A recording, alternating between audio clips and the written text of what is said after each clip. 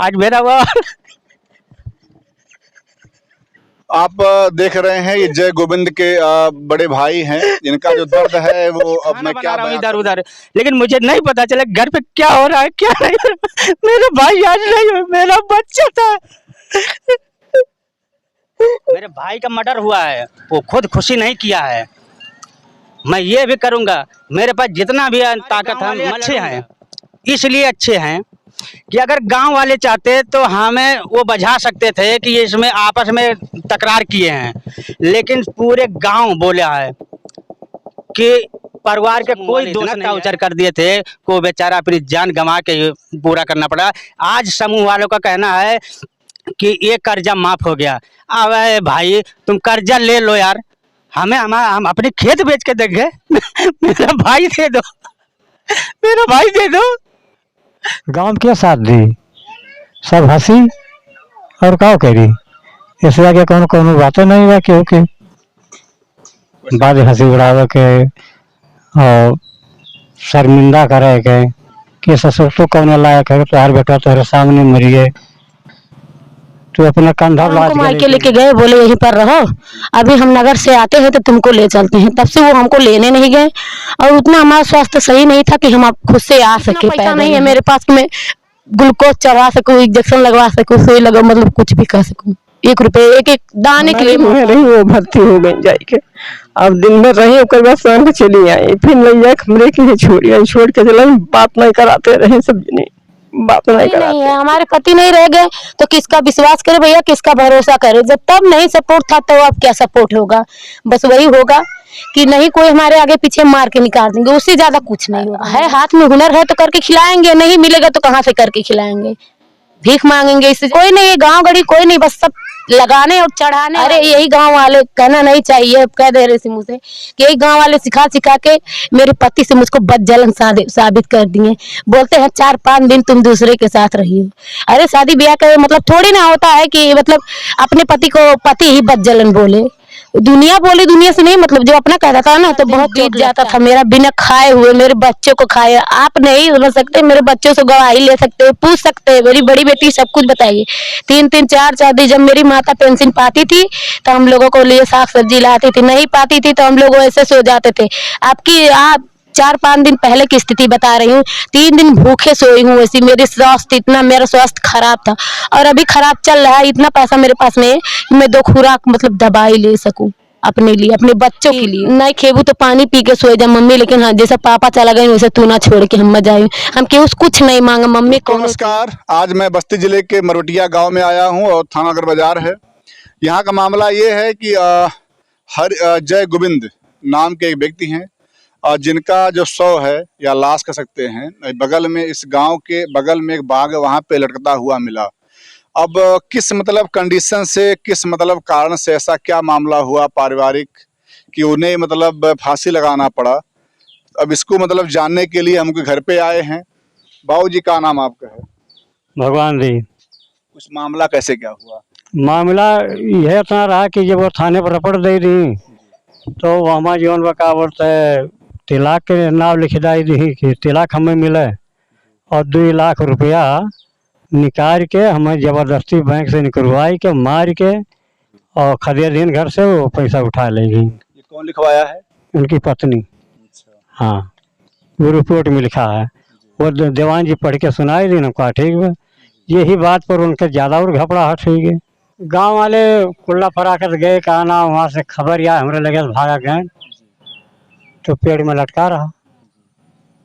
तब थाने पर हम तो इतना रातन दे दिन को काज कहाँ बाटे, भाग गए बाटे, मिलत ना ही बाटे, खोजत ही। अच्छा, आपने थाने पे जो है मतलब लिखाया कि वो कहीं गायब हो गए? हाँ, रात में हम लिखाई दिए, जवान जी से बताई दिए कहीं ठीक है सवेरे खबर करो और हेरो कहाँ बाटे सवेरवा।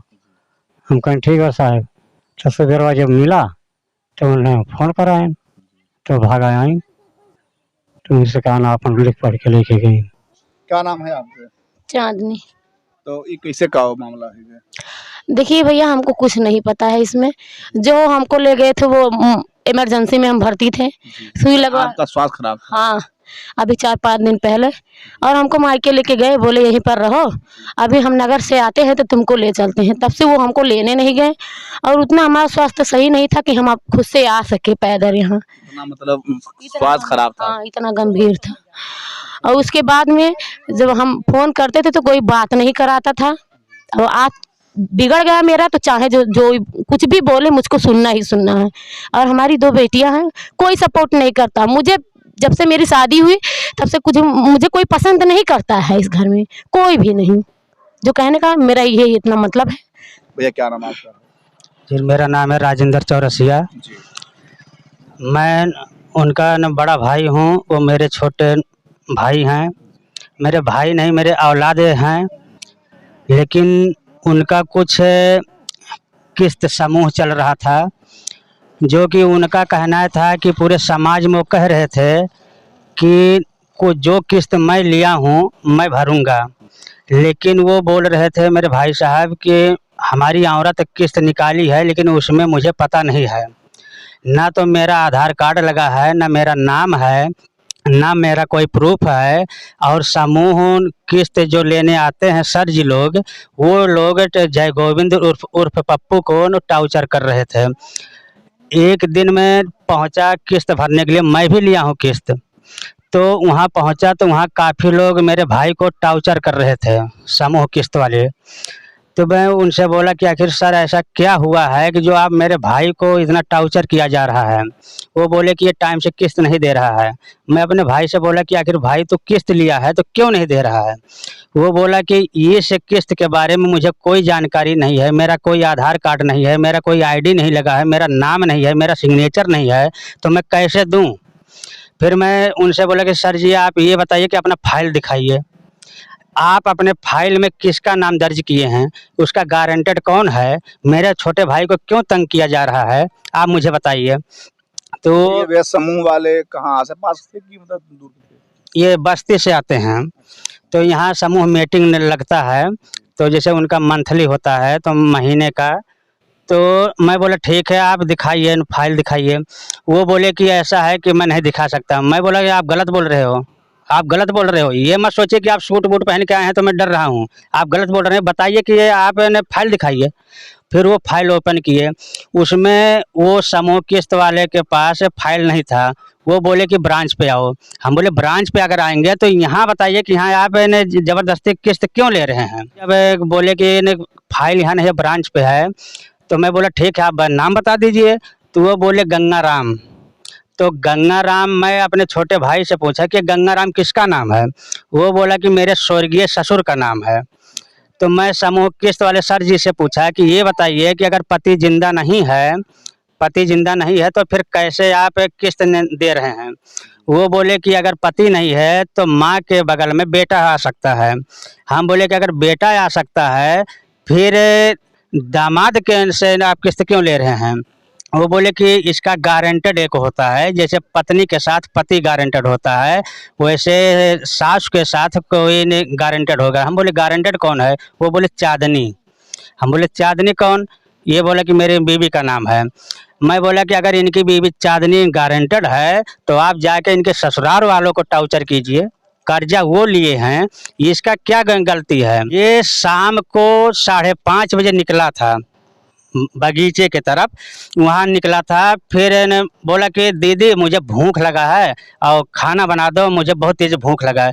तो हमारी एक बहन अपने घर से आई हुई है, वो बोली ठीक है भैया हम बना रहे हैं तो मैं आ जाओ। कहाँ जा रहे हो। बोला दुकान पे। वो 5:30 बजे निकला, वो 8 बजे तक घर पे नहीं आया। फिर हम लोग बोले आज तो रात में नहीं है तो फिर आप लोगों ने क्या किया उसके बाद? तो हम लोग बोले कि अगर उसे भूख लगी थी तो उसे आ जाना चाहिए। फिर हम लोग दुकान पे देखे, जितनी भी दुकान है हमारे यहाँ गांव में, या गांव में किसी के घर जहाँ बैठता था वहाँ भी देखे, वहाँ कहीं नहीं था। फिर ऐसे हम 9 साढ़े 9 बजे तक इंतजार किए। मैं अपने पिताजी से बोला कि ऐसा है कि उसे देखो कहाँ पे है। वो 2 बजे रात को उसके कमरे में देखे, नहीं था। फिर हम लोग को नींद आ रही थी, सो गए। सुबह कोई वहाँ जैसे गन्ने की सीजन है, कोई आम की सीजन है, तो कोई बच्चा आम के लिए वहाँ गया बाग में, तो वो देखा कुछ लटक रहा है तो वो वहाँ गया नहीं, वो भाग लिया। कुछ लोग गन्ने के गुड़ाई के लिए जा रहे थे, वो भी देखे वहाँ से चले आए प्रधान जी और या जो भी गांव के सदस्य हैं, सबको बताया गया।